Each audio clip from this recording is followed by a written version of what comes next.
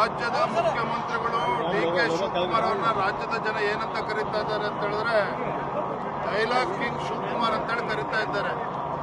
ಈ ರೀತಿ ಡೈಲಾಗ್ಗಳನ್ನ ಹೊಡೆದನ್ನ ಬಿಟ್ಟು ರೈತರ ಏನು ಅಹವಾಲುದಾರರ ಸ್ವೀಕಾರ ಮಾಡಿ ರೈತರ ಅಪೇಕ್ಷೆ ತಕ್ಕಂತೆ ಸ್ಪಂದನೆ ಮಾಡುವಂತ ಕರ್ತವ್ಯ ಮಾನ್ಯ ಮುಖ್ಯಮಂತ್ರಿಗಳ ಮೇಲಿದೆ.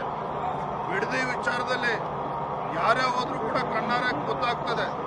ಅಂತ ಫಲವತ್ತಾಗಿರ್ತಕ್ಕಂಥ ಜಮೀನು, ಕೃಷಿ ಚಟುವಟಿಕೆಗಳಿಗೆ ಯೋಗ್ಯವಾಗಿರ್ತಕ್ಕಂಥ ಜಮೀನನ್ನ ಕಿತ್ಕೊಳ್ಳಕ್ ಕೊಟ್ಟಿದ್ದಾರಲ್ಲ ಮಾನ್ಯ ಮುಖ್ಯಮಂತ್ರಿಗಳೇ, ಆ ಭಗವಂತ ನಿಮ್ಮನ್ನ ಕ್ಷಮಿಸೋದಕ್ಕೆ ಸಾಧ್ಯ ಇಲ್ಲ.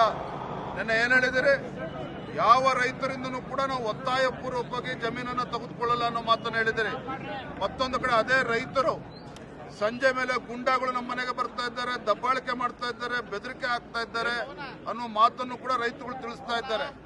ಹಾಗಾಗಿ ಈ ಧೋರಣೆಯನ್ನ ಬದಿಗಿಟ್ಟು ನೀವು ರಾಜ್ಯದ ಮುಖ್ಯಮಂತ್ರಿಗಳು ರೈತರ ರಕ್ಷಣೆಗೆ ಬರಬೇಕಾಗಿರ್ತಕ್ಕಂಥದ್ದು ನಿಮ್ಮ ಕರ್ತವ್ಯ ಇದೆ.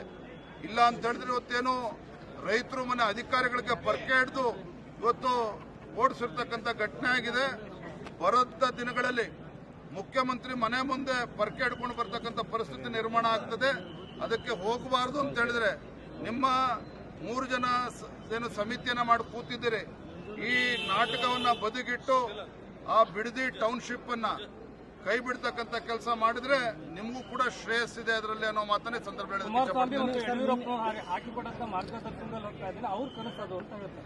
ರೈತರು ಬೀದಿಗಿಳಿದಿರುವಂತದ್ದು ಕಳೆದ 300, 400, 500 ದಿನಗಳಿಂದ ಪ್ರತಿಭಟನೆ ಮಾಡ್ತಾ ಇದ್ದಾರೆ. ಆಯ್ತು, ಅವಾಗ ಆಗಿದೆ ಅಂತ ಹೇಳಿದ್ರೆ ನೀವು ರೈತರ ವಿರುದ್ಧ ಹೋಗ್ತೀರಾ? ಹಾಗಾದ್ರೆ ನೀವು ರಾಜ್ಯದ ಮುಖ್ಯಮಂತ್ರಿಗಳು ನಿಮ್ಮ ರಿಯಲ್ ಎಸ್ಟೇಟ್ ಬುದ್ಧಿಯನ್ನ ಬದಿಗಿಟ್ಟು ರೈತರ ಸಂಕಷ್ಟಕ್ಕೆ ಸ್ಪಂದನೆ ಮಾಡಬೇಕು ಅನ್ನೋ ಆಗ್ರಹ ಮಾಡ್ತಾ ಇದ್ದೇನೆ.